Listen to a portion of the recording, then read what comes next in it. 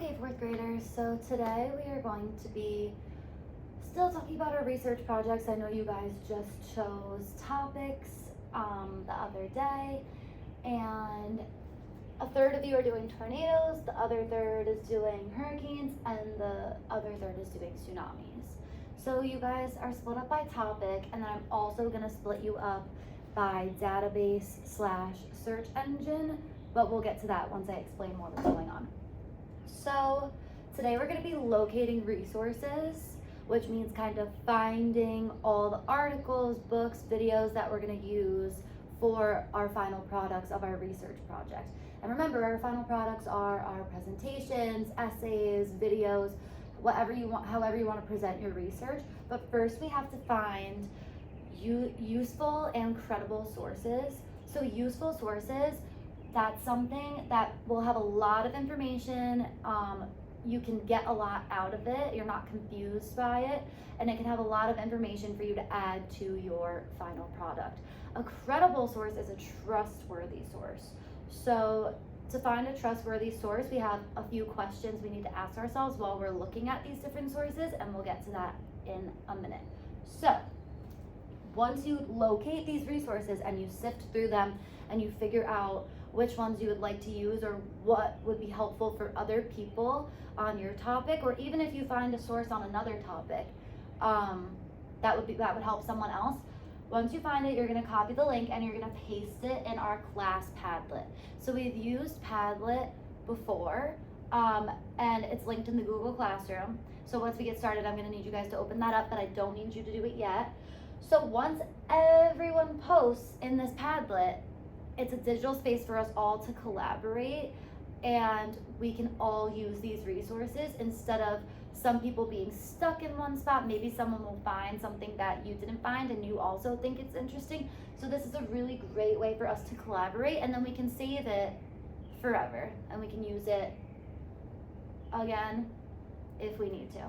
So I'm going to give you an example of how to locate a credible resource and how to add that to the Padlet. So for this example, I'm going to say I am looking up tornadoes. So if I'm researching tornadoes, I am going to do an example on a database. So one of our school databases that we've been practicing with is PebbleGo.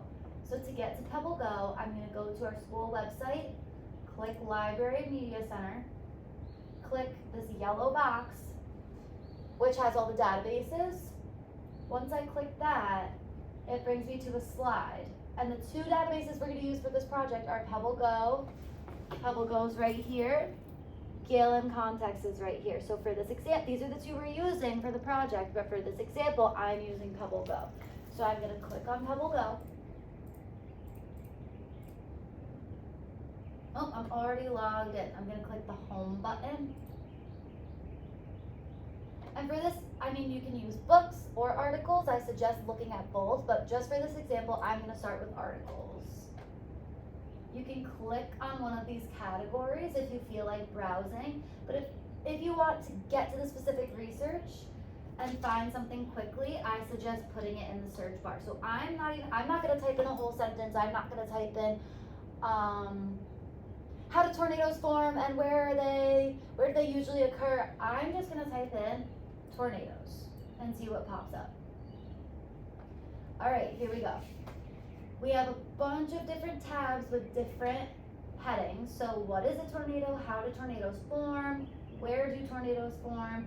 Types, shapes, and colors. So this looks like a lot of information on tornadoes. That's awesome. So it looks like I have a lot of information. To figure out if this is a trustworthy or credible source, I'm going to ask myself a few questions, and I have them written down here so we don't forget. Does this article have an author? Let's scroll through and look.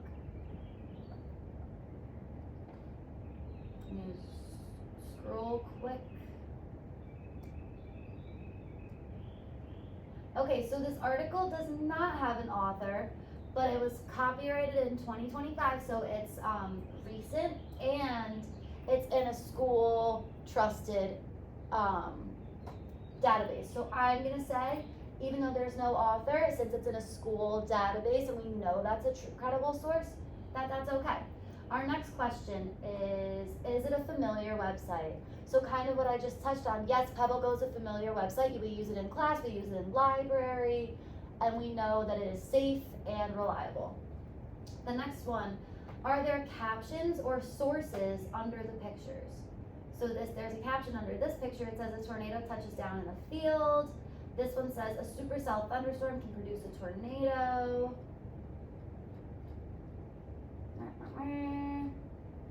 All right, I'm not seeing sources, so we don't know where these pictures are from, but it is describing what's happening in the picture with a caption, so we're good with those pictures. Does the article, book, or video seem like it's made for kids or adults? I'm gonna say, with these separate sections and tabs and these big headings, and you can also all tornadoes form inside. I'm gonna say that this looks like a very kid-friendly article to use. It'll be perfectly challenging for 4th grade, but not too challenging and not too easy. It'll be perfect. All right, so I've determined that this is a good source, credible, trustworthy, useful. There's lots of different information. And at the end, there's even myths and facts, which could be interesting for like a fun fact section in my project. And we have related articles that I can click on to see if there's any more information about tornadoes in those articles. So I'm gonna say, yes, this is a great source for me and for anyone else working on tornadoes. So I wanna add this to my class Padlet. I'm gonna go to this little gear up in the corner, this gear up in the corner. I'm gonna click it and click copy link. Okay, it says my link is copied. I have the Padlet tab open. You all know how to get to that in Google Classroom. So I'm researching tornadoes. Am I just gonna click anywhere and put my article in? Am I gonna hit add section? Am I gonna put it under tsunamis? No, I'm gonna put it under tornadoes, make sure this is organized so it's a helpful tool for us.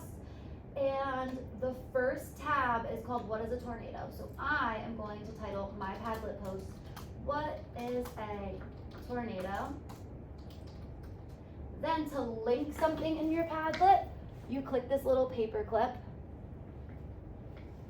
So I'm gonna click the little paper clip.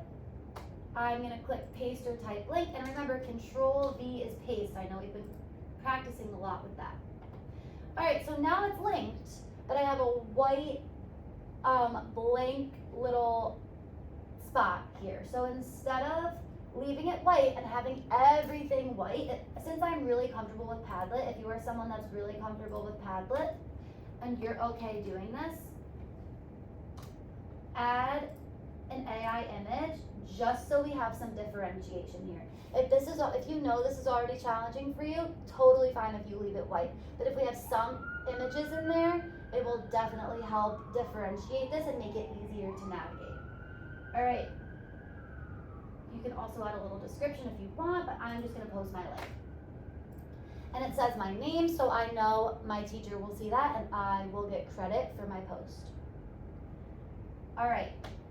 What I want you guys to do is get your Chromebooks out, and we just practiced with PebbleGo. We're gonna practice with Gale and Context together. And I'm gonna have you all guide me through how to find another tornado article in Gale and Context, how to get onto Gale and Context, how to copy that onto my Padlet. Once we all practice that together and you guide me through it and the people around you, I'm gonna send you off to do that independently. So this will be another practice round, and then hopefully most of you will be comfortable doing this independently, and I'll be circulating to help you. So how do I start with Gale and Context? Where do I go? Okay, awesome.